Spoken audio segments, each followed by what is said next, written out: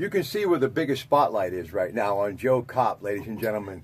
He's going to have to put his shades on. Get that thing out of your eyes. Push that somewhere. Yeah. Don't put it on me. There, put it on Eric. Eric Hagman, of course, look how good he looks. That's all because of Dr. Michael Vactor.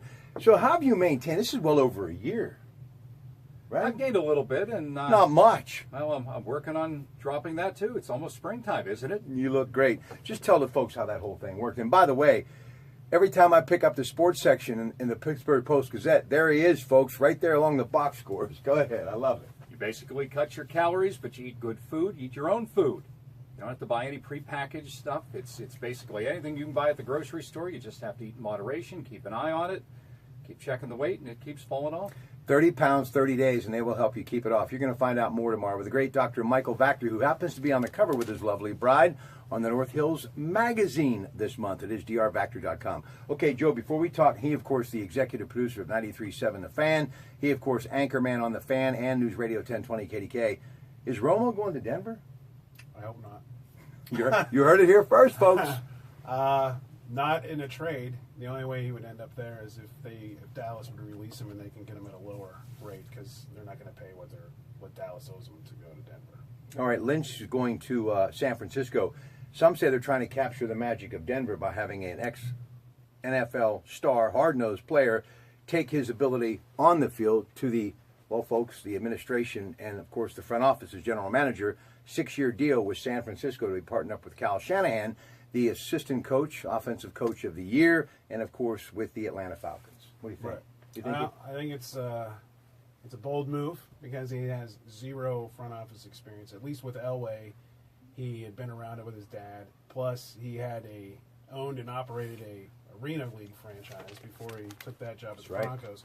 So at least he had some experience. So this is going to be a bold stretch of a move, but we'll see what happens. Only Joe Kopp would wear a Denver Bronco hoodie just days away from the Super Bowl. That's what I love about him. Now listen, this is Andrew Filipponis. He does a whole lot of research, folks. He left this behind, Sports Illustrated, the shootout. So let me just swimsuit issue? Oh, no. No. If that, I'll put that in my back pocket. No, listen. These guys, honestly, know the game much better than I do. I've done so many of these video blogs. I'm about blogged out. So let me just ask you, who do you like in this game, and how do you see it unfolding? Well, I would like to say I'd give Atlanta a shot, but it's not going to happen. No. I think when you give Belichick 2 weeks to prepare, I think he'll find a way. I think that if Beasley is unable to be 100% in this game, I think you're going to see a lot like what happened in the Steeler game where Brady's going to basically pick apart that young secondary, and I think it could be over at halftime. Well, one of the things, you see this right here, this is from Sports Illustrated. Green Bay Packers, of course, Atlanta Falcons. We are in uncharted territory. The big argument, Belichick versus Lombardi. Of course, they won 2 Super Bowls, 3 NFL championships all in a row, and Belichick going for his 5th. It'd make 7 altogether because he got 2 as an assistant coach, and also Brady going for 5.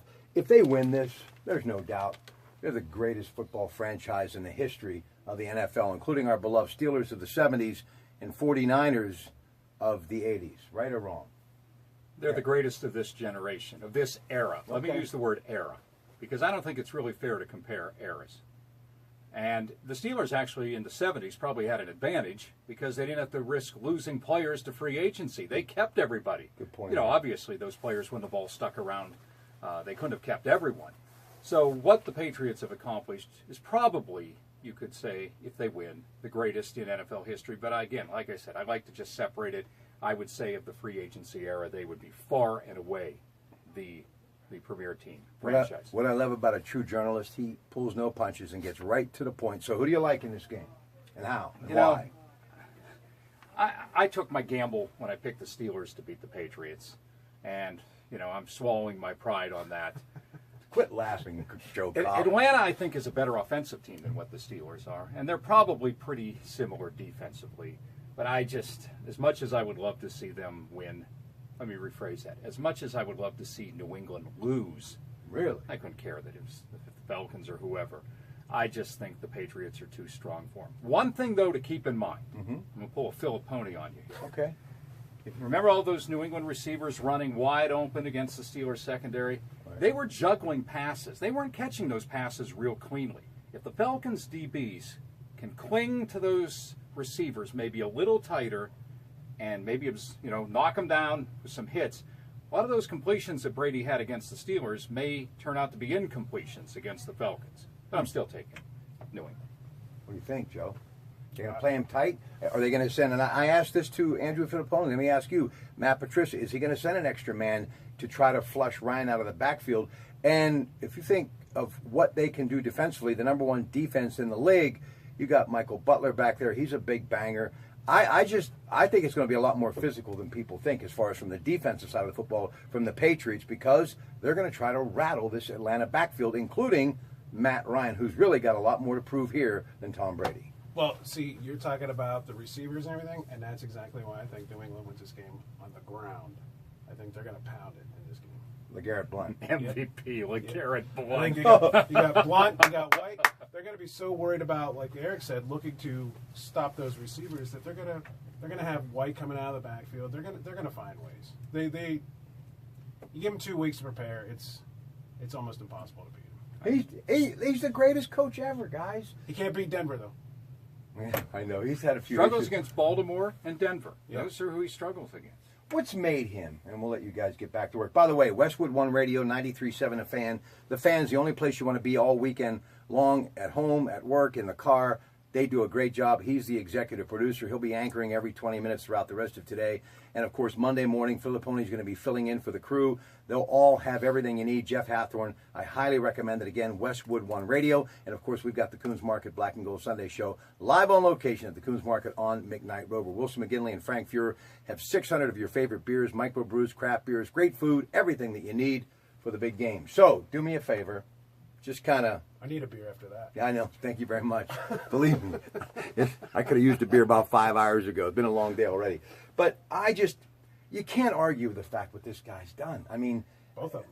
Both Yeah. Belichick and... But everybody just loves to hate them. And I guarantee you, if they win this, the Lombardi Trophy won't even be in Brady's hand, and someone will say, they cheated.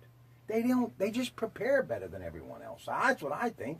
But what's made him, as I was going to say earlier, what's made him a better coach from the Cleveland days to where he is today? A lot of people go back to Drew Bledsoe getting smashed by the Steelers, knocked out. Brady came in. He decided to stick with him because he was kind of losing again that season before their franchise quarterback at the time, Drew Bledsoe, went out. So what's made him such a great coach since then?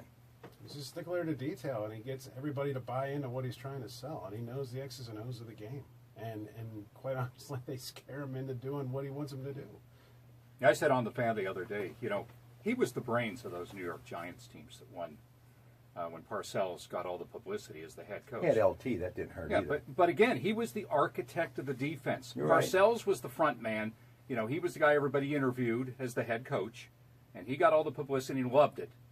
But Belichick was the brains of those teams. Yeah, and the Cleveland thing was his first opportunity to be the head guy. He learned there and got better when he got his second job. He had a tremendous staff in Cleveland, too. Last Saban was on that staff. Was he? Yes. Wow. Last question. Talking Nick Saban, of course. Last question. Offensive coordinators Kyle Shanahan, Josh McDaniels. Forget about head coaches. Forget about players. Who do you give the edge to? It's just from the offensive Yeah, coordinator? that's it. Nothing I think else. Shanahan's better at designing a play. I do.